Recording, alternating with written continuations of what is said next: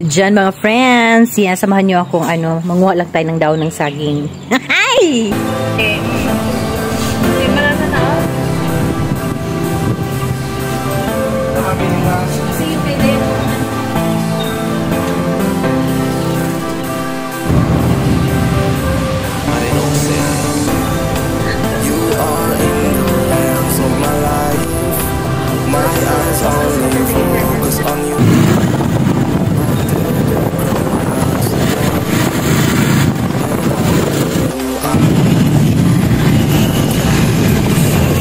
So, nakarating na ako dito, no? Mangunguha na tayo ng daon ng saging kasi magluluto tayo ng inuungan.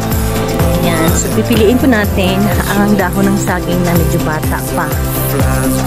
So, mukhang ito ang ating kukunin ng saging. So, magpaalam muna tayo dito sa puno, no? Natabi-tabi po. Manguha kami ng dahon ng saging. So, dito naman.